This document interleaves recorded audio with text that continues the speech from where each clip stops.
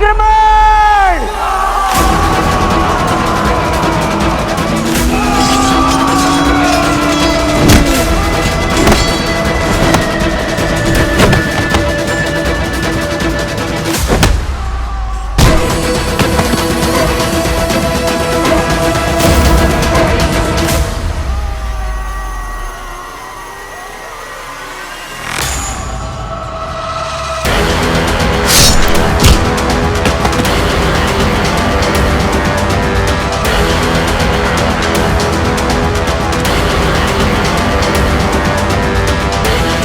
आचार्य, ये सेना युद्ध कौशल में दक्ष नहीं है, कदाचित प्रशिक्षित भी नहीं है।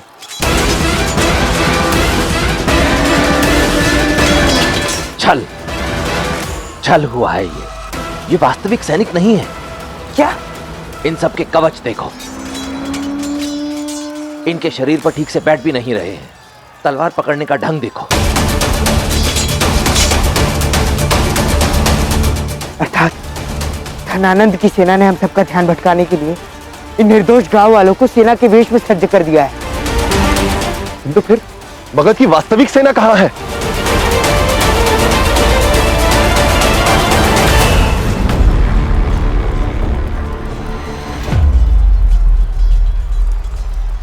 वाह, जहां ये वास्तविक नागरिक रहते हैं।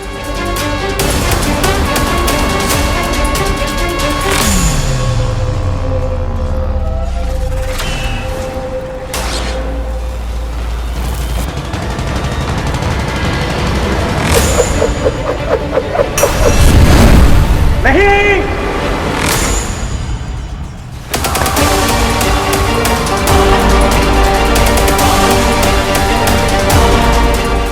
चलो।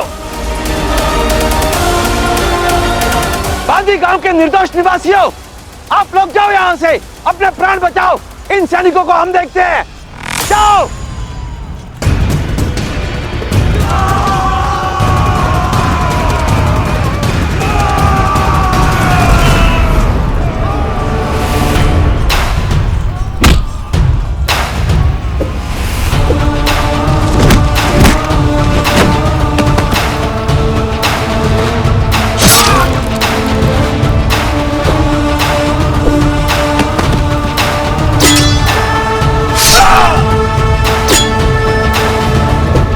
दुश्मन पे प्रहार है चंद्रगुप्त, शस्त्र हार है चंद्रगुप्त।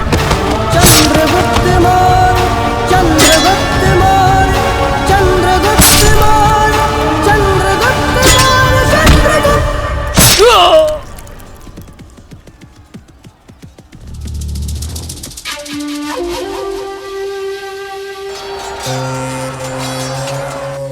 प्रतीत होता है कि क्षत्रिय पहले से ही जीत रहा है। यदि हमने ये अवसर खो दिया तो सम्राट धनानंद हमें जीवित नहीं छोड़ेंगे। विशुंबा, अपना लक्ष्य साधो, ढूंढो उसे।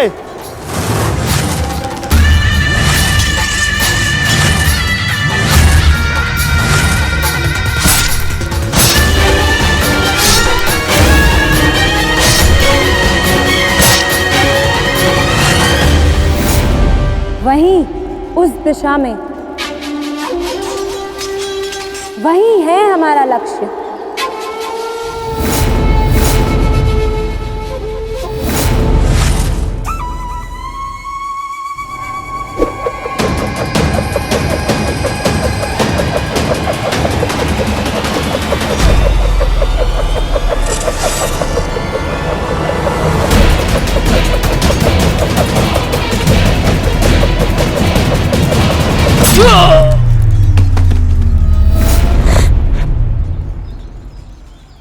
हमारा लक्ष्य अब भी जीवित है।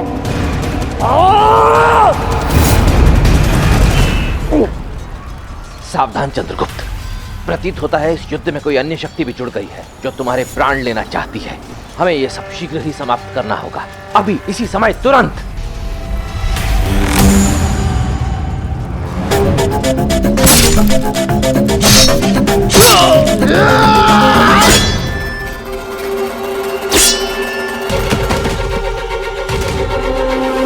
धन्यवाद बलदेव।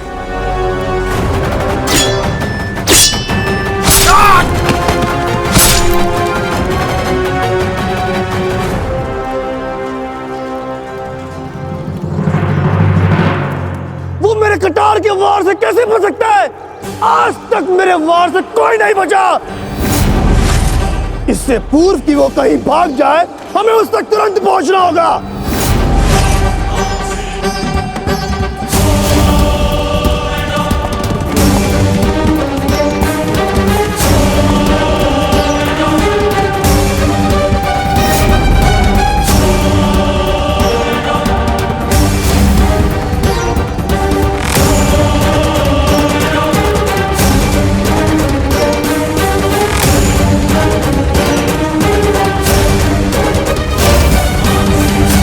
विलंब कर दिया हमने, सबके सब लोग भाग गए।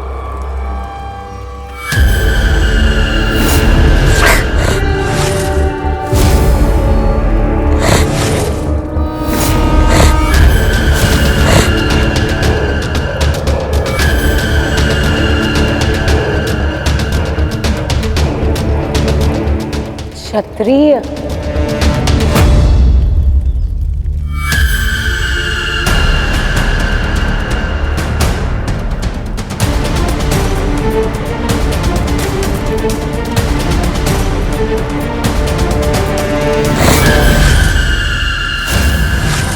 वो पारसपुरा की ओर गए हैं। इस दिशा में है वो।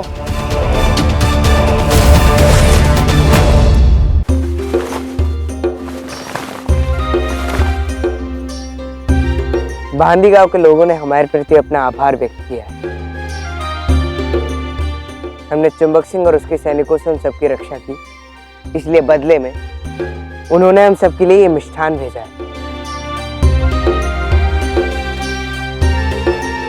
जिस प्रकार हमने बांदी गांव के लोगों के मन में अपने लिए विश्वास अर्जित किया है, उसी आस्था और विश्वास को हमें शेष 39 गांव से भी अर्जित करना होगा। तभी हम धनानंद के विरुद्ध युद्ध के लिए पुनः सज्ज हो पाएंगे। आचार्य, अब हमें अपनी अगली योजना बताएं। हमारी अगली योजना ये होगी कि हम कुछ नहीं करेंगे। क्या आचार्य, हमने अभी अभी विजय प्राप्त की है। हम सब अपने लक्ष्य की ओर आगे बढ़ चुके हैं। हम सब में जोश है, आत्मविश्वास है, तो फिर रुकना क्यों? आचार्य, मेरे विचार से हमें अपने क्रांति की अग्नि को हर दिशा में फैला देना चाहिए। तभी हम शेष गांवों से अधिक सहयोग और बल प्राप्त कर सकेंगे। तुम जोश में होश सदा ही गवाते आए हो। परिणाम स्मरण है ना? माना कि बांदी गांव के मोर्चे पर तुम्हें विजय प्राप्त हुई है, परंतु रात के अंधकार से विचलित होकर कोई कितना भी उत्पात क्यों ना मचा ले, घोर तभी होती है जब होनी होती है। और वैसे भी मैं अभी तक उस खंजर को नहीं भूला जो एक अनजानी दिशा से तुम्हारी ओर आया था।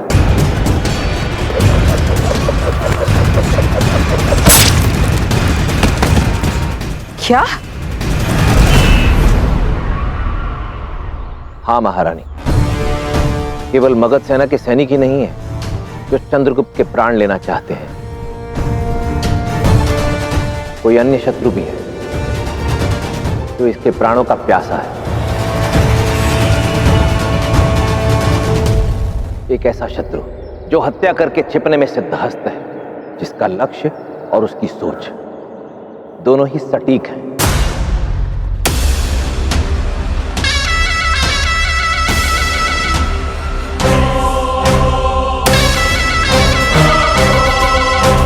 यदि वो लोग पारसपुरा में ही हैं, तो हमें इसी महल में रहकर अपने शिकार पर घात लगानी होगी और यहाँ रहकर उन पर दृष्टि भी रख पाएंगे और सही समय आने पर अपना लक्ष्य भी भेद देंगे। परंतु इसके लिए हमें वो प्रवेश चिन्ह प्राप्त करना होगा। ममता का बंधन सदा ही हथियारों का सहायक रहा है।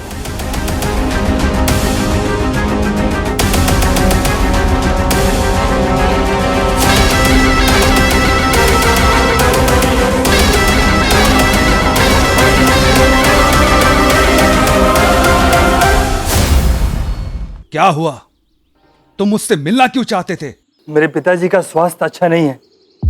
कदाचित वे अपने अंतिम श्वास ले रहे हैं।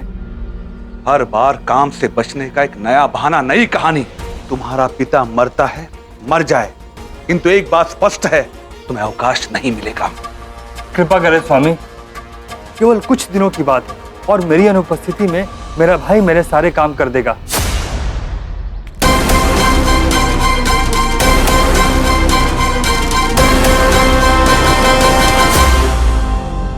मेरी विनती है आपसे, मेरे स्थान पर मेरी बहन को रख लें, कृपा करें।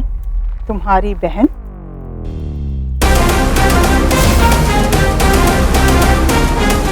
मैं आपको शिकायत का एक भी अवसर नहीं दूंगी। आप निश्चिंत रहें, मैंने भवन के सारे ही काम अच्छी तरह से समझ लिए।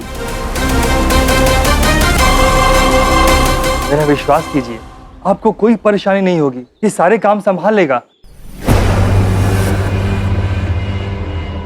ठीक है, जाओ तुम।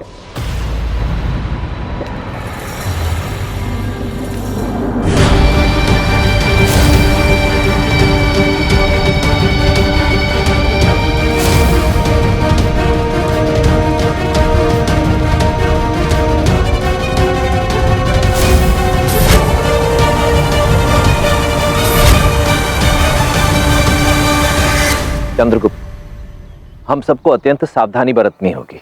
मत भूलो कि हम शत्रु की धरती पर हैं। सदैव उसकी दृष्टि में। शत्रु कब कहां किस ओर से आ जाए कुछ पता नहीं है। इसलिए कोई भी ऐसा कार्य नहीं करेगा जिससे ध्यान तुम्हारी ओर आकर्षित हो, अन्यथा कठिनाइयां बढ़ सकती हैं। वैसे भी हमें यह ज्ञात नहीं है कि कौन है वो अज्ञात शत्रु जिसने चंद्रगुप्त पर हमला किया था।